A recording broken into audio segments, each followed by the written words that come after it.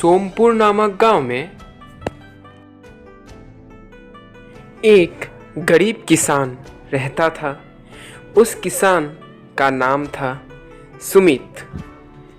सुमित अपने परिवार के साथ रहता था।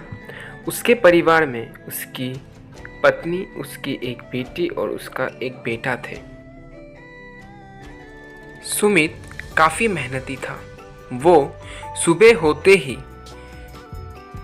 जल्दी जल्दी चलकर अपने खेत में जाता था।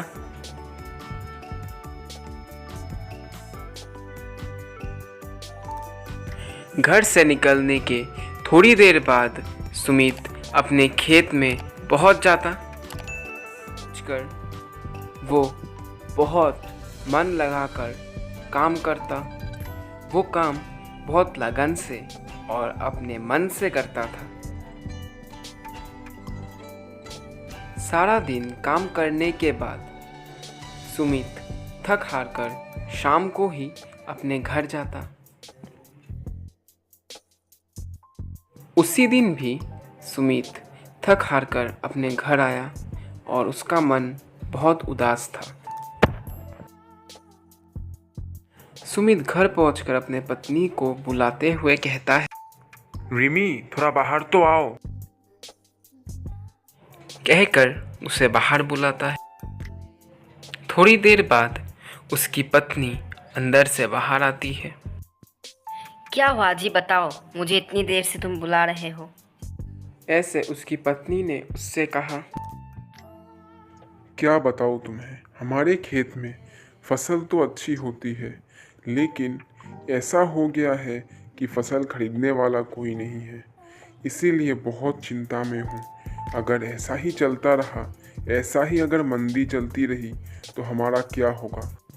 ऐसे उसने उसकी पत्नी से कहा, आप टेंशन क्यों ले रहे हो जी? मैं कह रही हूँ ना, आपको फसल ज़रूर बिकेगा, क्योंकि आप जैसे मेहनत करते हो उसका फल आपको ज़रूर मिलेगा। तो आप कष्ट करते रहो, फल की चिंता मत करो। ठीक है, तुम जब इतना कह रही हो तो तुम्हारा बात भी सुन लेता हूँ। कष्ट करता हूँ, देखता हूँ किस्मत में क्या लिखा है। ऐसे सुमित ने उसकी पत्नी को जवाब दिया। अगले दिन सुबह होने के बाद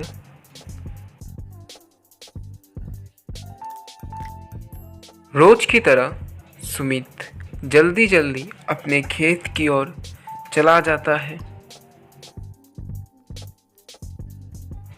उसके बाद वो जल्दी जल्दी अपने खेत में पहुंच जाता है।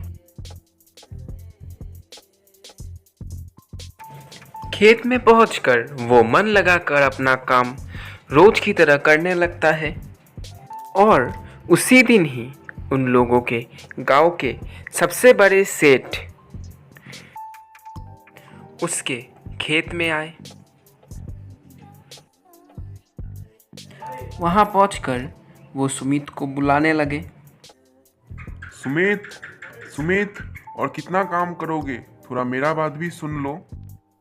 इस तरह सेठ जी ने सुमित को बुलाया। अरे सेठ जी, आप क्यों कष्ट किए? मुझे बुला लिया होता, मैं आपका वहाँ चला जाता। आपने इतनी दूर अपने घर से मेरे यहाँ आने की मेहनत की। बताइए सेठ जी, मैं आपकी कैसे मदद करूँ? इस तरह सुमित ने सेठ जी से कहा, देखो सुमित, मैंने एक फैसला लिया है। अगर तुम मेरे साथ उसमें सहमति दो तो मैं ये फैसला लिया है कि तुम आज से मेरे खेत में काम करोगे और तुम्हारा खेत का सारा फसल मैं खरीद लूँगा। कारण तुम इतने मन लगाकर काम करते हो जो मुझे बहुत अच्छा लगता है। इसीलिए तुम कल से मेरे वहाँ काम करोगे। क्या तुम्हें ये चीज़ मंजूर है? इस तरह सेठ जी ने सुमित से कहा, ज़रूर सेठ जी, मुझे आपके वहाँ काम करने में बहुत अच्छा लगेगा।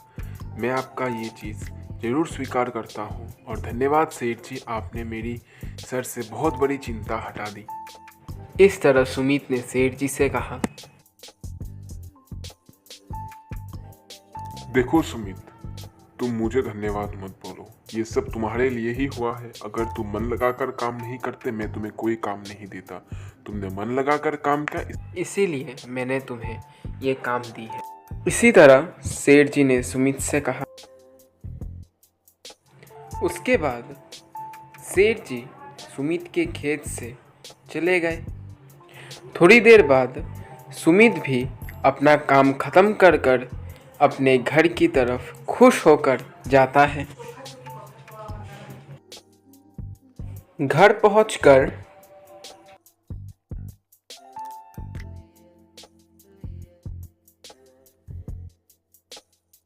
पता है रिमी, आज सेठ जी मेरे खेत में आए थे। आकर उन्होंने मुझे कहा कि कल से उनके खेत में काम करने के लिए। उन्होंने मुझे कहा कि वो मेरे काम से बहुत प्रसन्न है।